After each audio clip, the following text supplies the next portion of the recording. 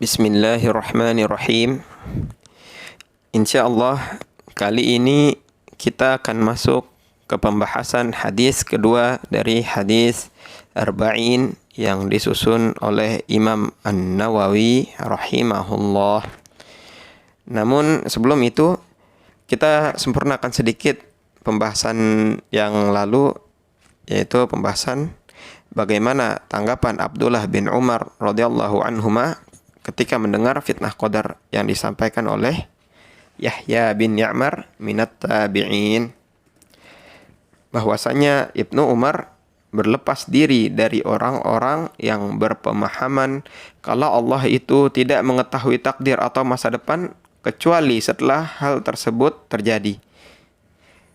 Juga mengatakan, andaikan salah satu dari mereka berinfak dengan harta setara gunung Uhud di jalan-jalan kebaikan, maka Allah tidak akan menerima sedekah mereka sampai beriman pada takdir Allah, takdir yang baik maupun buruknya.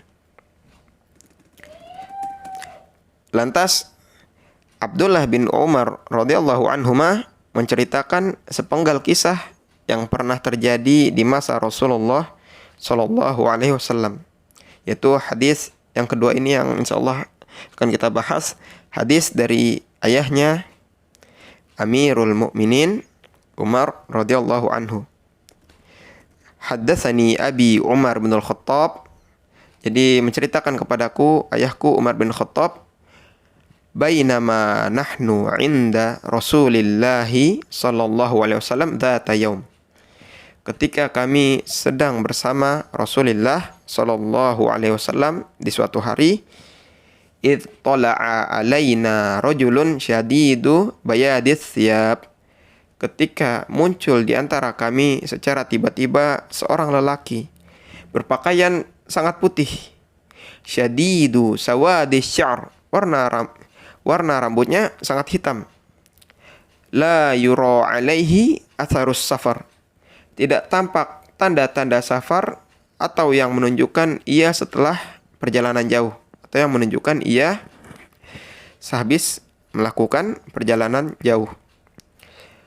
Alasan mengapa Umar bin Khattab sampai pada kesimpulan tidak adanya tanda-tanda safar pada orang tersebut, mungkin karena tidak tampak raut wajah lelah dari perjalanan jauh. Atau kembali ke perkataan sebelumnya, bahwa lelaki itu berpakaian sangat putih, tidak tampak sedikit pun ada noda di pakaiannya. Padahal logikanya, seseorang yang habis menempuh perjalanan jauh, apalagi yang dilewati adalah padang pasir, sebagaimana kita tahu juga di masa itu belum ada mobil, belum ada pesawat dan kendaraan-kendaraan lain. Jadi seharusnya ada bekas-bekas noda atau kotoran-kotoran yang semisalnya di lelaki tersebut. Tapi nyatanya hal tersebut malah tidak tampak. Dan dia tidak membawa apapun seperti perbekalan, baju ganti, atau yang semisalnya. Sebab jika ia membawa perbekalan atau bersama rombongan, tentulah hal-hal tersebut akan disebutkan Umar bin Khattab radhiyallahu anhu.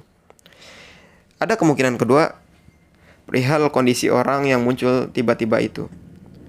Mungkin ia adalah salah satu warga Madinah, atau ia adalah salah satu tamu yang tinggal di rumah salah satu warga Madinah. Namun perkataan Umar setelahnya malah menutup kemungkinan tersebut. Berkata Umar, wala ya'rifuhu minna ahad, tidak ada seorang pun di antara kami yang mengenalnya. Tidak mengenalnya sebagai warga, tidak pula mengenalnya sebagai tamu.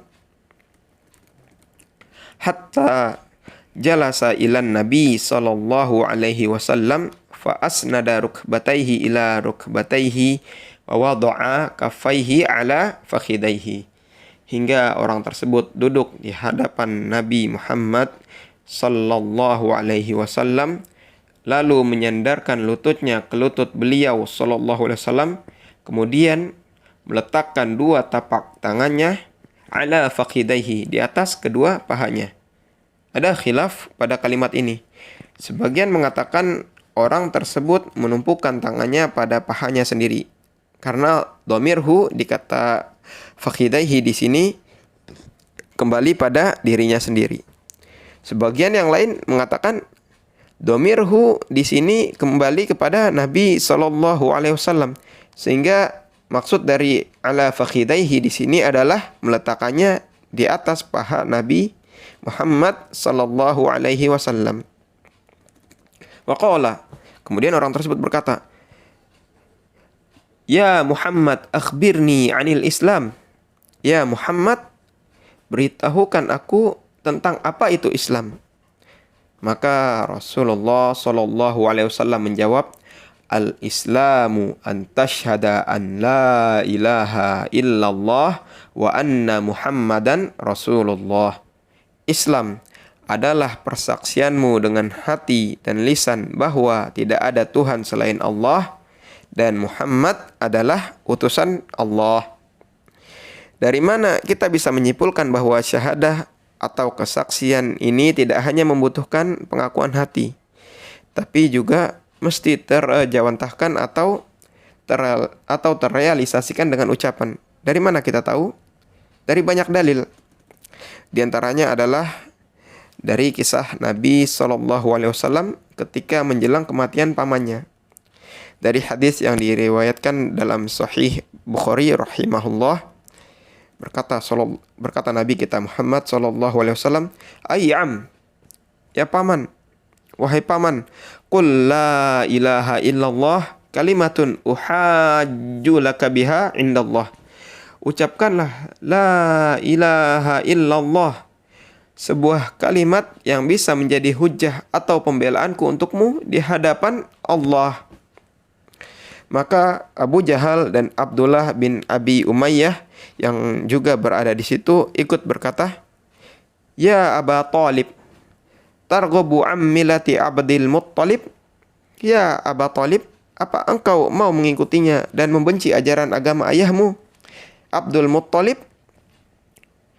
Keduanya terus menghalang-halangi Abu Talib untuk mengucapkan kalimat tauhid atau syahadat. Dan akhirnya paman Nabi yang bertahun-tahun membela Nabi dalam perjuangannya mati tanpa menegakkan rukun Islam yang pertama. Mati dalam kekafiran. Wal'iyadu billah. Menyaksikan kenyataan itu, Nabi merasai kesedihan yang begitu mendalam. Beliau lantas mencari jalan lain agar bisa menyelamatkan pamannya dari siksa neraka. Beliau lantas berazam untuk beristighfar pada Allah agar pamannya diampunkan dari dosa. Maka turunlah ayat yang melarang Nabi Muhammad SAW dari perbuatan tersebut. Berkata Allah Subhanahu wa taala, A'udzu billahi minasyaitonir rajim. وَمَا كَانَ لِلنَّبِيِّ وَالَّذِينَ آمَنُوا أَن يَسْتَغْفِرُوا لِلْمُشْرِكِينَ وَلَوْ كَانُوا أُولِي قُرْبَى مِنْ بَعْدِ مَا تَبَيَّنَ لَهُمْ أَنَّهُمْ أَصْحَابُ الْجَحِيمِ. Jadi berkata Allah Subhanahu wa taala, tidaklah pantas bagi nabi dan orang-orang yang beriman memohonkan ampun untuk orang musyrik atau kafir pada Allah Subhanahu wa taala walau orang tersebut sanak familinya setelah jelas bahwa mereka adalah para penghuni neraka. Dalam surah At-Taubah ayat 113. Padahal sebagaimana yang kita tahu, paman Nabi Abu Talib adalah seorang yang sangat mempercayai beliau, seorang yang meyakini kebenaran Islam. Bahkan Abu Talib sendiri meridhoi anaknya Ali bin Abi Thalib untuk mengikuti ajaran Nabi Muhammad SAW. Tapi apa lantas sekedar meyakini saja cukup untuk memasukkan seseorang ke dalam Islam atau menyelamatkan orang dari neraka? Tidak, sebagaimana yang disampaikan dalam hadis ini, sebagaimana yang Allah sampaikan dalam Al-Quran juga di surah At-Taubah ayat 113. Itulah mengapa ya ikhwati fillah, syahadat dijadikan rukun awal dalam rukun Islam yang disampaikan Nabi Muhammad SAW. Lalu beliau mengurutkan rukun-rukun lainnya setelah syahadat. Dimulai dari yang terpenting, wa tuqimas shalah, mendirikan salat, wa tu'tiyaz zakah, membayar zakat, wa tasuma Ramadan, dan berpuasa di bulan Ramadan, wa tahujjal baita in istata'ta ilaihi sabila, dan pergi haji jika mampu melaksanakannya. Maka itulah makna Islam yang disampaikan Nabi Muhammad SAW, yang artinya adalah tanggung jawab seorang hamba untuk menunaikan hak-hak Rabb-Nya. Itulah 5 rukun Islam yang kita kenal selama ini, yang diambil dari hadis kedua dari kitab Arba'in An-Nawawi rahimahullah. Insyaallah di lain kesempatan kita akan membahas kelanjutan dari hadis yang cukup panjang ini. Barakallahu fiikum. Mohon maaf untuk segala kesalahan dan khilaf yang mungkin tercetus, baik sengaja atau tidak sengaja. Dan kebenaran hanya milik Allah dan Rasul-Nya. Wassalamualaikum warahmatullahi wabarakatuh.